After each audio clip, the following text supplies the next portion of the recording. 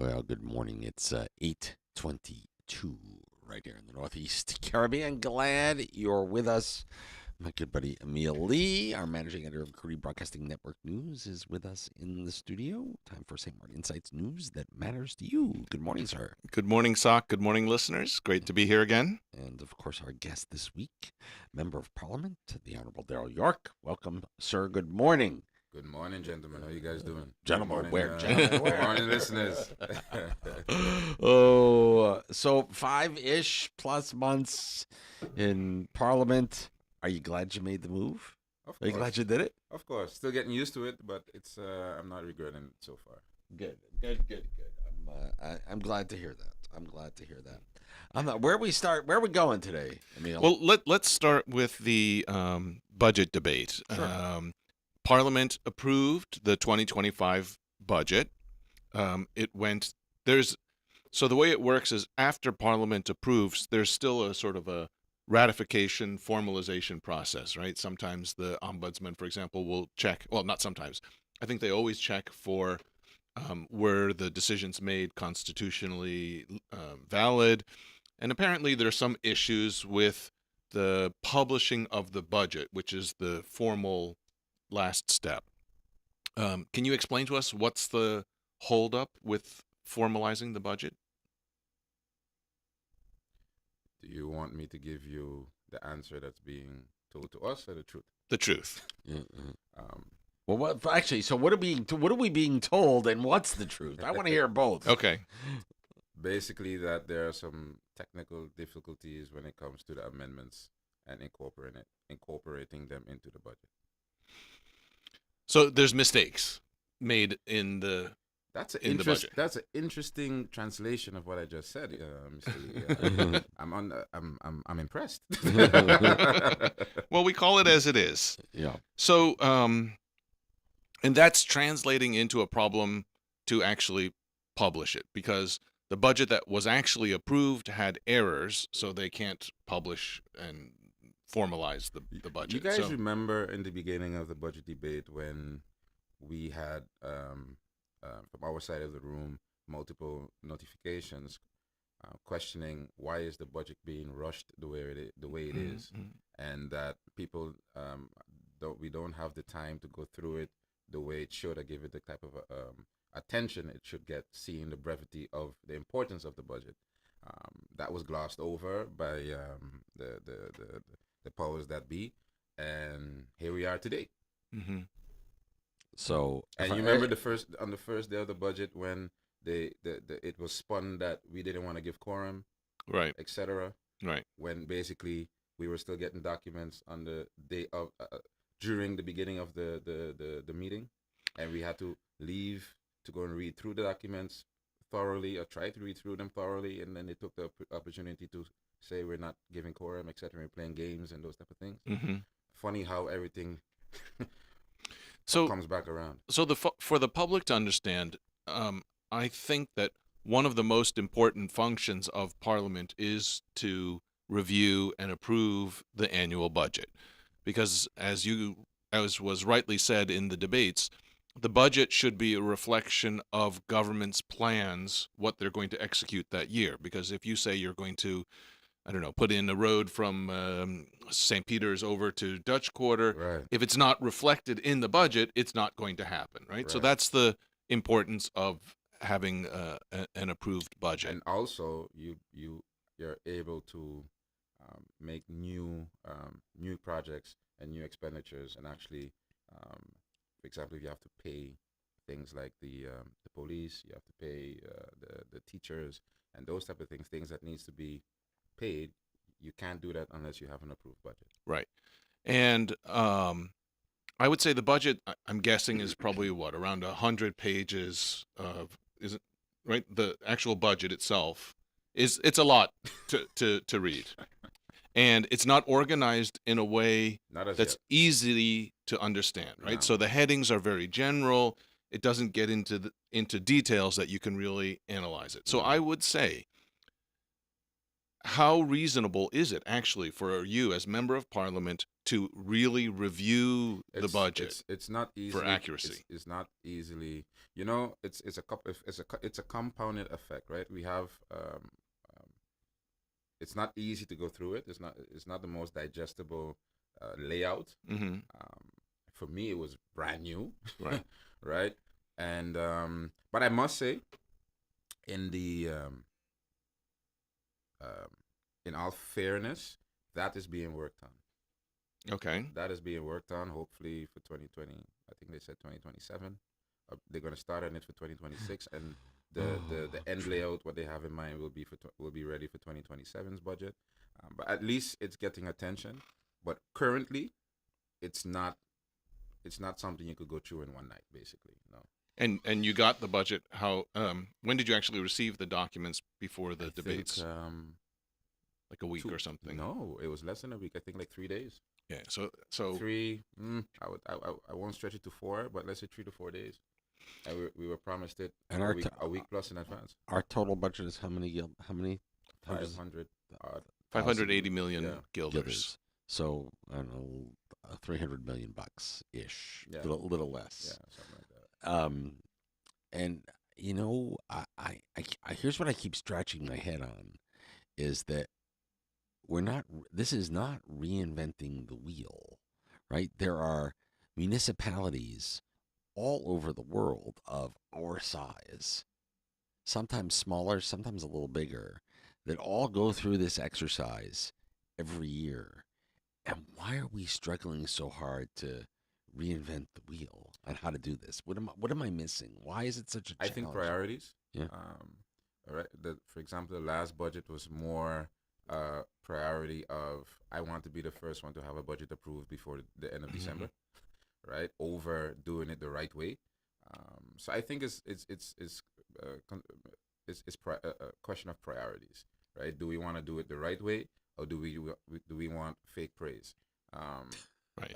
That's what it comes down to, that's because sad. you being the first minister to approve a budget before the end of December, what do you get for it? You're not getting an award or whatever. It's They're looking for the fake praise. political kudos Yeah, that they can go out in public and say, see, I look, was the first, right. and And now so- now you're maybe the first one to approve to submit a budget full of mistakes. So let's be honest. That's what's going to happen now. There's, if the budget needs to come back to Parliament, the Minister of Finance is going to be reluctant to do that because it's going to look like, oops, And I that's- screwed up, I and think so I don't that's want to why- come back. Yeah, I think that's why there hasn't been a full, transparent, and open communication of what the problems are. Because did you guys have a press No, briefing they yesterday? canceled yesterday. Oh, that's convenient. Yeah. We had a couple questions. We always have a lot of questions. So I think that's going to be now. Indeed, now, unfortunately, I think it becomes a political tug of war between, do I have to go back to Parliament when I think it's not technically it's political. the right thing to do. It's constitutional. Right. That's the technical perspective. Yeah. But from a political perspective, the minister's going to be reluctant to come back because it's going to be like, oh, sorry, I goofed, and I need to come back. And then she's going to get put through the ringer for, okay, well, we just found these mistakes. What other mistakes are there? I mean, I can see what's going to happen politically. So I'm just curious if it will actually go back Do to you Parliament. remember my motivation when I voted for the budget? No, what was your motivation? I said the vote is merely more giving them the benefit of the doubt, Okay. right? Because I was very open in saying we didn't have enough time. I don't trust the process. It's going too fast. It's too rushed. And the relevant minister promised that everything would be kosher and everything is kosher and blah blah blah blah blah.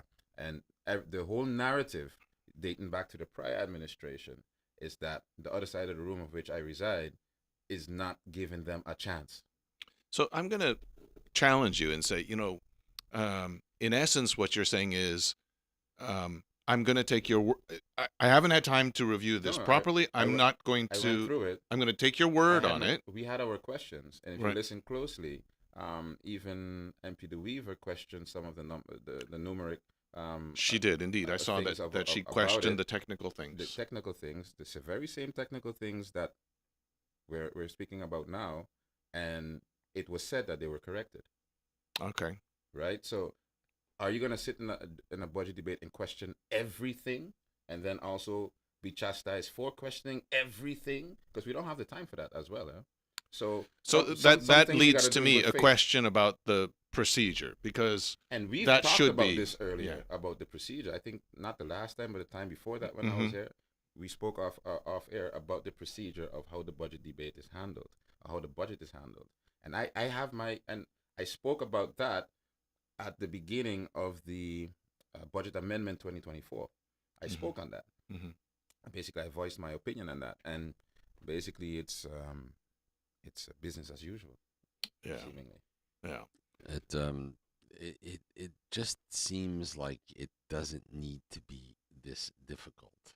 You know, there are businesses all over this island that create a budget every year, measure it monthly, and live and breathe with it, and live and die by their budgets. There's Mhm. municipalities all over the world that are of our size that make a budget, approve it, and live within the budget. So, and I'm We going to we suggest to you on air something that I mentioned to you off there.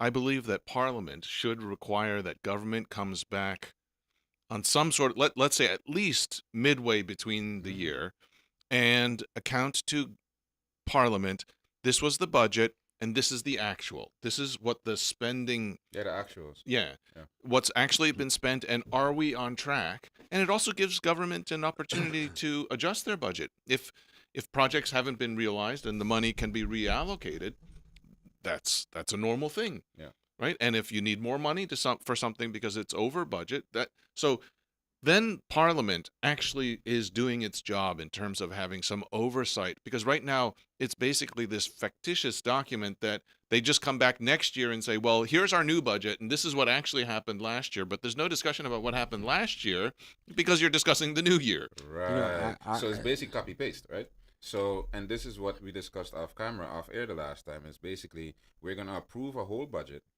but we're not gonna reflect on it. But we're just gonna make a new one Right. before any reflection was done. So if there was Right. I won't say a mistake, but if you can do things more efficiently, that's that we That process is gone. It doesn't that happen. process is skipped. It doesn't happen. Right. See, Exactly. like I go back to like business 101, right? And the job of government and parliament is to do the people's business. So if a budget is a financial plan for the year, right? Mm-hmm. And as we go through every quarter, every month of the year, we should say in January we expected to spend we budgeted to spend this. At the end of the month, by the middle of February, we should be able to say we spent this. Exactly. What's the difference? Exactly. And what was the difference for? You do that on a monthly basis. You bring that into the discipline across the government apparatus so that on a quarterly basis, the Minister of Finance can say, 15 days or 30 days post the close of the quarter, it can come to Parliament and say, for the first quarter of fiscal year 2025, we budgeted to spend, 100 million guilders. We spent 102 million guilders. The 2 million guilder overage was a direct result of this, and this. And here's how we're going to adjust in the remaining 3 quarters of the year to make up the difference. This is basic business. Let's just say we have ways to go. Yeah. When it comes to And also remember, it includes income. So it's also important to say, look, we budgeted getting 100 million guilders. We're not on track to get that. In all fairness, there should be a revenue budget and an expense budget. In all fairness, it does, and I'm sick of hearing it myself. But the current reality is the reality. And I just found this out maybe 2 months ago. The actual department within finance that handles the budget, I can't even fill my hand with the amount of people that are doing it, right? So there is a capacity problem. I have my own thoughts on capacity problem, and that's a discussion for another day. Mhm. But there is a capacity problem in all fairness to the civil servants. It's not due to lack of their of trying, I would say, but we have ways to go. I think that's a very kind and fair way to put it. So I'm going to give you a suggestion for questions if the budget has to come back, right? The budget's 580 million guilders. How much does the Minister of Finance think the country actually needs? Because every ministry complains they don't have enough money, I they're asked this understaffed. question the last time. And how much was it? How much They did didn't they? have the answer because they never did a study on it. Okay. Like So- I said, I've been. So if I you have don't my even own know thoughts. what you want, I have my how own are you going to thoughts get there? on this whole capacity thing. Yeah. And that's what I said. I don't believe, not on the civil servant level, but on the ministry and ministry level. I think we're having this problem too long for it to still be a problem. And I'm not blaming the current government for it being the problem because they just got there. But I'm like, okay, what are the priorities moving forward? And I don't think solving that in an efficient manner has been a priority. That's it. Gentlemen, let me do this. Let me take a quick commercial break. We'll come back. More St. Martin Insights. News that matters to you with Member of Parliament, the Honorable Darryl York, of course, our Managing Editor of Korea Broadcasting Network News. Emil Lee, St. Martin Insights. News that matters to you. Here's everything that's happening tonight.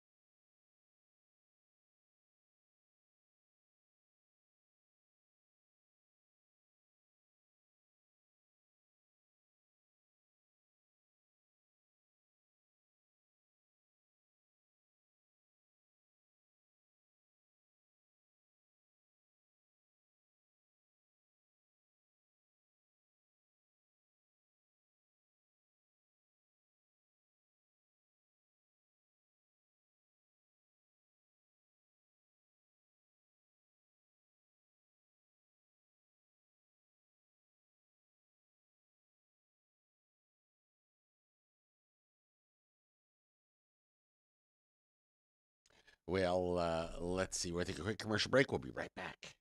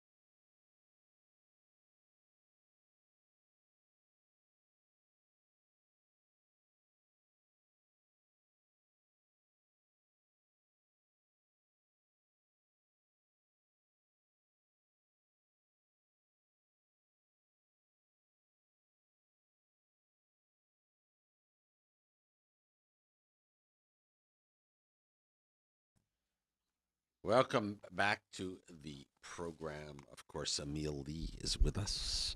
We'll take one quick question. We'll clear the next commercials. It'll go right up till 9 o'clock.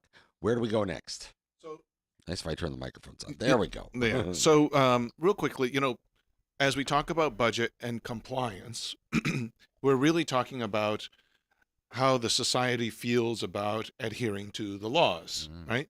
So you can also translate that now to adhering to, for example, traffic laws. We talked a little bit about that the Minister of Justice has come out and said, look, cars can't have heavily tinted windows because it's a safety concern. If the police want to stop vehicles, they can't see what's going on inside. And we see it, all the time, the scooters, popping wheelies, no helmets, no license plates, probably no motorcycle license. So in general, the question is whether the public feels like complying with the laws, whether they're tax or vehicle laws. That is there really this sense that I need to comply, or else something bad is going to happen? And I don't have that sense. If you just from where I live to drive here, if you just count the number of cars with tinted windows and scooters without plates, it's clear that people are not worried about being compliant. And the funny thing is, you're supposed to wear a seatbelt, right? The amount of times I've seen people, they drive from the Dutch side to the French side. When they cross the border, like, oh, oops, hang on, I need to put my seatbelt on, because on the French side they do control more. Well, So, and I'm going to say this, and I'll probably get myself in trouble, but it is what it is. It's also what little enforcement we have tends to be very subjective. You know what I mean? You know exactly where I'm going with this. It's if the person who's doing the enforcement happens to know you, recognize you, they tend to get a little more slack. And versus if they don't, or you look like you're not from here, then there's less slack. And that's a problem. So I'm going to add one more thing to this. I remember that in the newspaper recently, they've been doing road controls, and they've found drugs, they've found weapons, they've found ammunition, they've found stolen vehicles. So, clearly, I think that's effective. So doing more controls in general is good for improving compliance. And so I would love to see Parliament take a sort of a more demanding stance towards government in terms of we want to see the regular day-to-day compliance enforcement checks. So what's your question, Mr. Lee? So what is Parliament going to do to ensure that government takes a harder stand on compliance, whether it's tax compliance or let's call it, vehicle safety, vehicle issues, traffic compliance? Because from there stems a lot of other things. I think you're asking the wrong MP. Why? Did you pay attention to the most recent budget debate?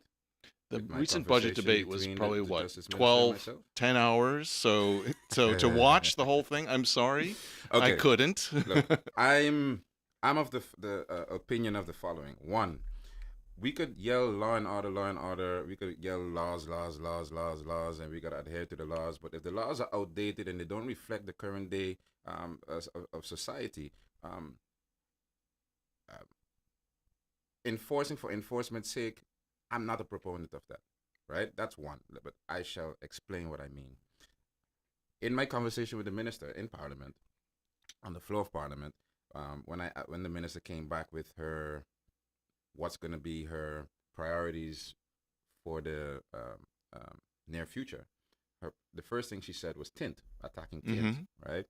And as she said that, I became instantly... Question, do the police have tint meters? We'll get to that just now. All right. So as she said that, I became perplexed because that, in my estimation, does not reflect the current day's problems that we're having in the traffic. Because I had an earlier conversation with her, and if you ask anyone that's driving, you drive as well, but you're on 2 wheels instead of 4. But if you ask anyone in 4 wheels, one of the main quirks besides the traffic would be the scooters who don't adhere to those rules, right? The behavior of certain motorcyclists on the road. You referred to it, the behavior, without the license plates, not insured, those type of things, right? That's the number one problem that you hear when you're on the road nowadays. And then when you come to Parliament as a minister and you said, I'm going to attack tint, and I said, okay, what's your prioritization? What's your motivation for doing that instead of, the latter? And it's, oh, well, the last year we've had 240 car accidents and 40 something scooter accidents. So that clearly shows where the priority should be. And I'm like, okay, but this is misconstruing the data, because you have widely a large amount of number times more cars than you have scooters in the island. So you're gonna have more car accidents and scooter accidents. That's just basic basic logic, right? Right. Percentages. And yeah. when you delve even deeper, when you look at the robberies and those type of things that are happening nowadays, they're largely like, just look at yesterday. It was done on a bicycle, Right. right? And then besides that, they're on motorcycles, right? So, and if a car is flipped over, and we find accidents nowadays in the weirdest positions, on top Yeah, on top of a house, On a rock. on a yeah. rock somewhere. I'm like, how do you it's do not, that? It's not because of tint. No. It's right. not. So Right. that 240, come on, right? It's not because of the tint. Now I understand that when it comes to safety and security, yes, they have some things when it comes to tint that is disadvantageous to the officers, etc., when they want to do their searches. But we also have a money problem on the island. So I'm of the opinion, if someone wants to have their car tinted, right? One, we have to update the law, because right now the law subscribes 70% tint. Come on, the cars that come nowadays with factory tint is already doesn't already adhere to the law. All right, so that law is largely outdated. There are islands in the Caribbean. But isn't it Parliament's responsibility to update those laws? I will get to that. Okay. Right. So there are islands in the Caribbean that already has updated their tint laws, and we're not even researching it, right? And if we're looking for ways to make money, generate money, charge the people who wants to use tint in the places they're not supposed to use tint. Charge them, and if they open to pay for it, that's funds for the government. But because you have tint on your car doesn't mean that you can be searched. But isn't it a greater risk to a police officer if they're going to stop a car? The windows are so tinted that you can't see what's happening inside. Does it put law enforcement officers at a greater risk? It's dangerous to cross the road nowadays, Mr. Lee. Mm. Is what we give attention to, or what we deem risky is risky. And I'm not saying it's not risky, right? But we got to stop thinking like we're still living in the 1950s. Since we have climate change, we have all these things that have been happening. Tint isn't the worst. It's not the worst thing in the world. Mm-hmm. That's my opinion, right? Now, when it comes to the law and order side of things, yes, car searches does lead to more discoveries. I'm all for it. Right. I'm not against it. I'm all for it. If you see there's success, Yeah, it was super. It was super. Do it more. Do it all the time. If you have the manpower for it, Right. do it. If you Right. have to create the manpower for it, if you can, do it. Right. But I'm just not in the whole, just because a law has been there for the last 50, 60, 100 years, that we should just continue with it. No. And on your to the point of what you just said, yes, it's also Parliament or co-legislators. Yes, 100%, and that's something we need to look into. That's just the realistic view of my opinion.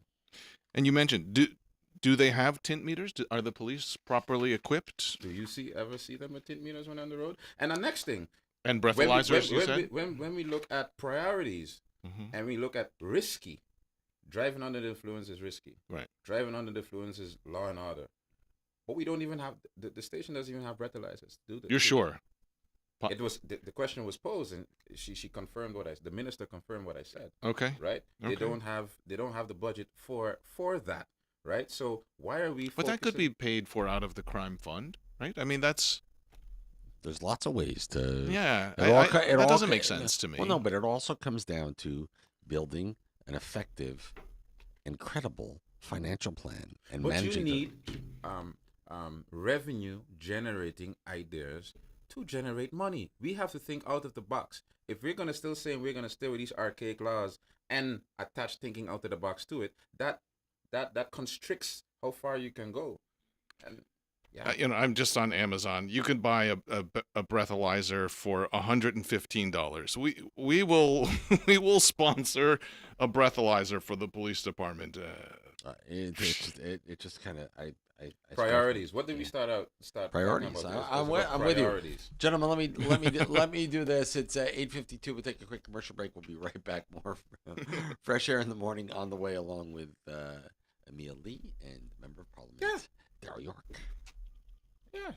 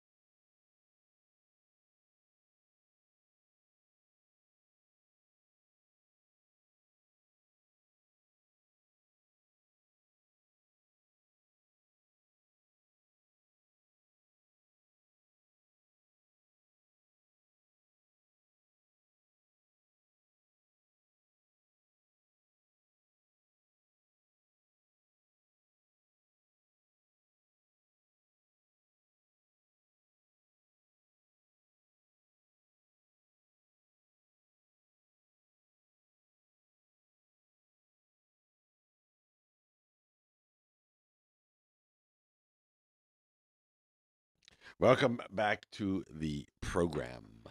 Glad you're with us. Please join me in saying good morning back with Emil Lee and MP, Member of Parliament, the Honorable Darryl York. I like that.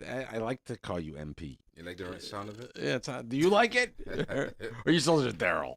I'm still Darryl. We have time for one question. Where do we go? So our last question, there was 2 votes about a motion. I'm not sure who presented the motion about. I guess it was asking government to organize a referendum on the discussion on That was independence. MP Irian. Yes. MP Irian. And So it a wasn't member to of your organize, party. but just to prepare. Okay. So to prepare. And so my question is, it seems as if the question that they want to ask the public is, should we vote for independence, yes or no? No? That's So- not the question. Okay, so correct me then. When the the motion was presented, Mm-hmm. it immediately got disseminated to the public as if it's merely just for independence, Okay. right? It's basically the options of all things that come with independence. So, do we stay as we are now? Mm-hmm. Do we go independent? Mm-hmm. Or do we become a municipality similar to what the best islands are? Okay, So- because that so- didn't so- come across. No, so, because that so similar to the referendum that was 10-10-10 yeah, before. which was like 20 years ago Right. at this point. I Right? guess. Yeah. Right. I guess, but it was not because I got calls. Oh, so NA's for independence and da da da. That was not what the motion was about. The motion is, what do you think? What does the public think? What's the public's stance? Does the public want A, B, C, Z? What does the public want? Because again, there's 15 of us in parliament. There have been multiple parliaments over the last decade, right? And there's a back and forth within parliament all the time. Yeah, yes, no, maybe so, whatever.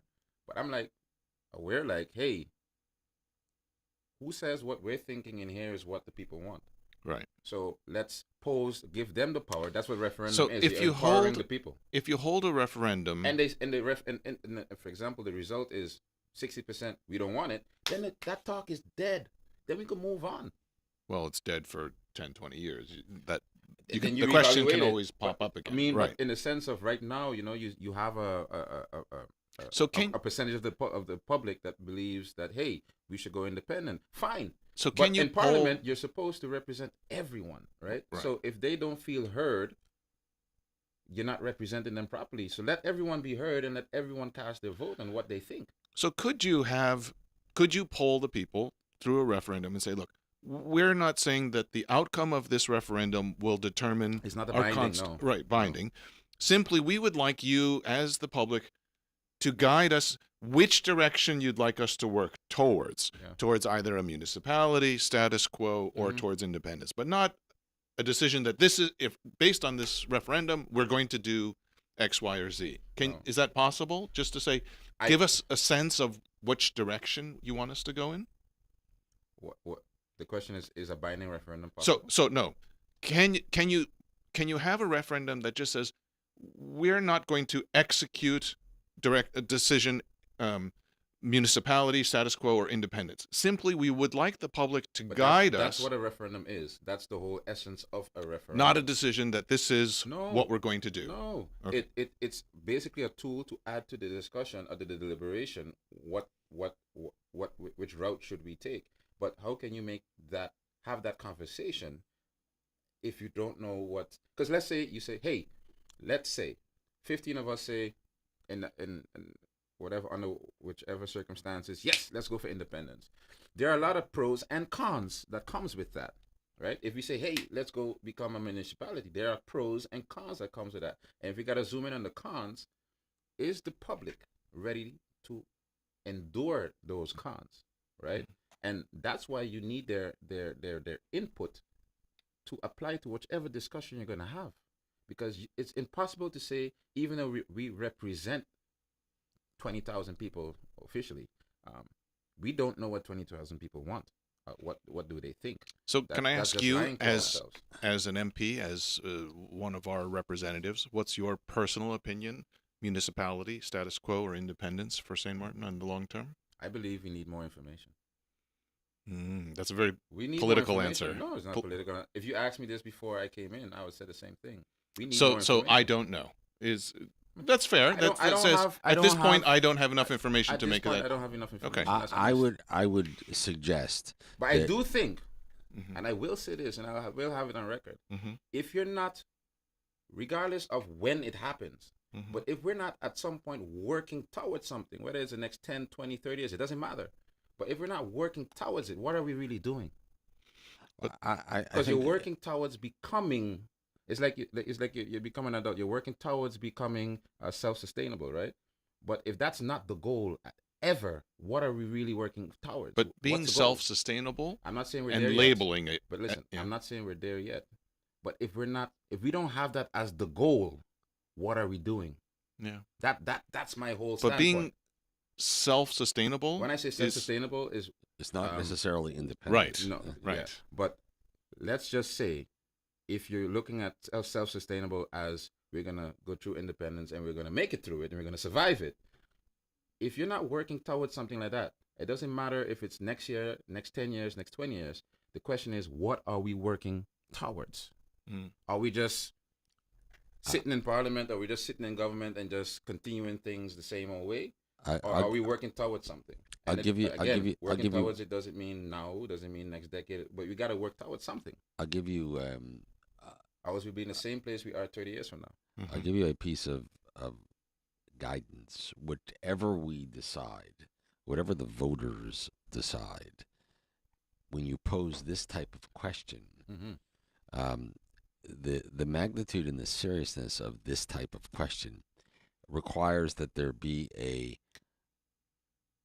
unbiased But that's educational that's campaign. part of a referendum, and the unbiasedness is also mandated in that.